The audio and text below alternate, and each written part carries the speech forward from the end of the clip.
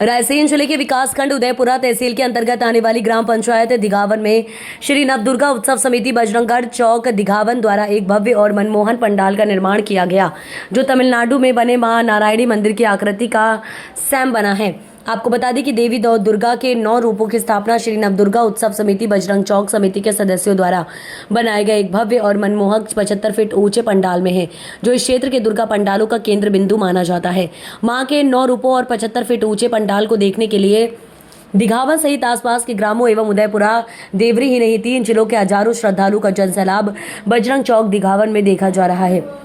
38 वर्षों से निरंतर हो रही देवी दुर्गा के 9 रूपों के साधना से जो भी इस दरबार में जा रहे हैं खाली हाथ नहीं लौट रहे।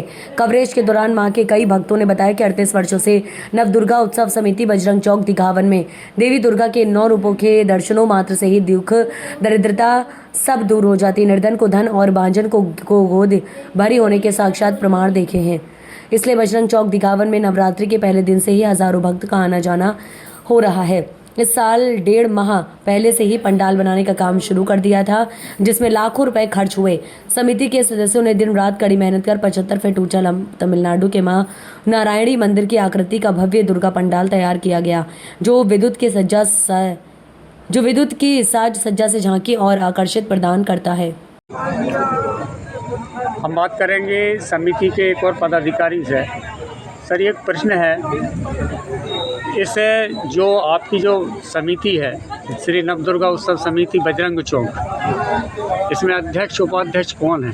सर, यहाँ पे अध्यक्ष उपाध्यक्ष चुनाव नहीं हुआ, ना ही यहाँ पे अभी तक कोई अध्यक्ष उपाध्यक्ष रहा है। फिर संचालन इतना बड़ा कैसे हो इतना जाता? बड़ा संचालन श्री हनुमान जी महाराज की कृपा से ही चल रहा है सर। अभी तक 38 वर्षों से लगातार श्री हनुमान जी महाराज की कृपा और माता रानी की कृपा से ही यहाँ पर।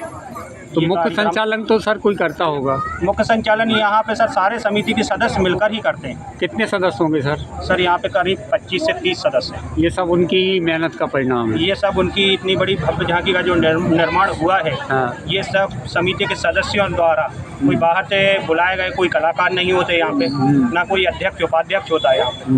अध्यक्ष उपाध्यक्ष हैं तो सिर्फ माता रानी या हनुमान दादा की कृपा है।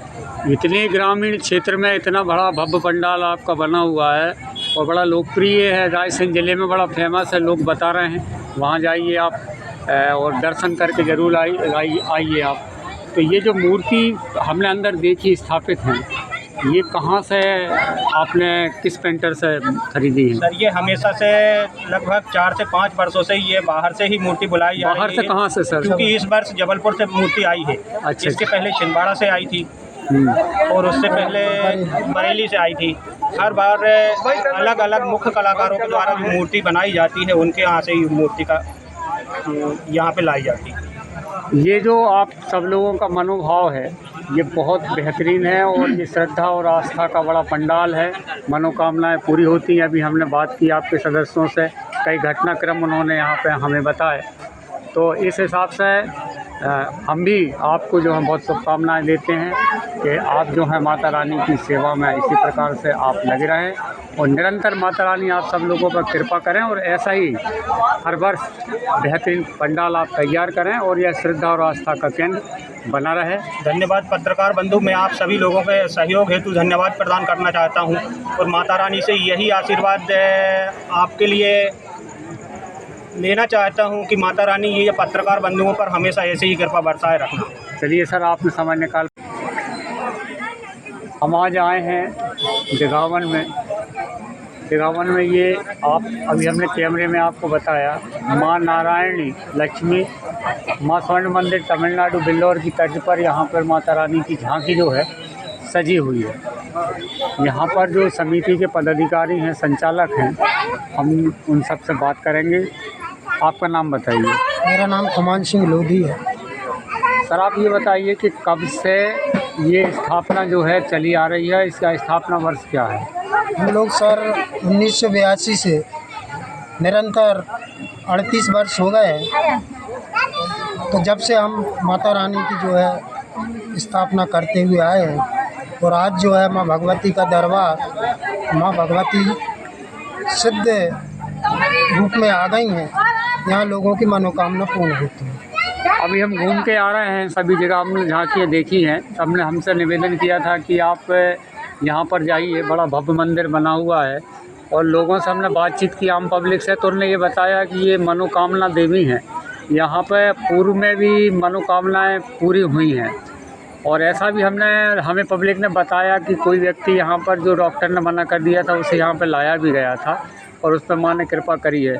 तो आप क्या बताइए, क्या कोई घटना हुई थी यहाँ पे ऐसी, या कैसी मनोकामनाएं पूरी होती हैं? सर ऐसा हुआ, एक बार हमारे मोहल्ले के जहाँ माता जी का जो मंदिर सजता है, वहीं पर एक गरीब परिवार से एक नन्हे से बालक की जो है स्वास्थ्य खराब हो गया। उसकी हालत बहुत गंभीर थी। उसकी हैसियत नहीं थी कि वो बाहर ले जाके उसका इलाज करा सके। उसने माता रानी के चरणों में डाल दिया और माता रानी से प्रार्थना की कि माँ भगवती, अब आप ही रक्षक हैं। तो हमने देखा, हम सब लोगों ने, कि माता रानी ने उस बालक पर ऐसी रामबाण जैसी कृपा की, बालक जो है तुरंत ही स्वस्थ हो गया। और क्या मनोकामनाएं पूरी होती हैं भक्तों की? भक्तों की मनोकामना जो है इधर आसपास से कम बरेली से लेकर करेली तक के लोग यहाँ आते हैं और अपनी जो है मुराद पूरी कराते हैं माँ भगवती के दरबार में। और जिनके जो है कई वर्षों से जो है संतान नहीं थी, हमने देखा उन्होंने जो है माँ के चरणों में जो भेंट अर्पित की, तो माँ भगवती की ऐसी कृपा हुई, उन्होंने आशीर्वाद के रूप में दूसरे वर्ष जी उनको पुत्र या पुत्री के रूप में जन्म दिया। एक और बड़ी ख़ास बात पूछना चाहता हूँ कि ये बड़ी भव्य झांकी बनी हुई है। लगभग यदि हम इसकी देखें तो ये 3 से 4 मंजिल तक ऊपर जाती है। बहुत लंबा ये पंडाल बना हुआ है। इसमें खर्च आता होगा, तो इसका जो खर्च है वो समिति बहन करती है या चंदा के माध्यम से होता है, कैसे क्या होता है? देखिए सर, वो हमारे इधर क्या है, गांव में 9 जगह जो है स्थापना होती है। बड़ा गांव है, तो हर मोहल्ले में जो है एक मंडल बन गया, समिति बन गई मंडल मोहल्ले के लोगों में। तो वो सभी लोग जो है गांव में तो चंदा इकट्ठा करते नहीं हैं। हम ही लोग जो समिति के जो सदस्य हैं, जो और सब खेती से जुड़े हुए हैं, तो सभी लोग जो है अनाज इकट्ठा कर लेते हैं गर्मियों में, और उस अनाज को बेच के हम इस मंदिर का निर्माण करते हैं। और थोड़ा बहुत श्रद्धालु भक्तों के माध्यम से जो है यहाँ 1-1.5 लाख रुपए की आय हो जाती है, और बाकी 3-3.5 लाख रुपया जो है हमारा अनाज हो जाता है। पब्लिक ने हमें बताया यहाँ सचंडी यज्ञ भी चलता है, अभी चल रहा है क्या? नहीं, वो सचंडी होती है इधर, लेकिन बारिश की वजह से जो है यज्ञशाला का निर्माण नहीं हुआ। अन्यथा हर वर्ष जो है सचंडी यज्ञ होता है।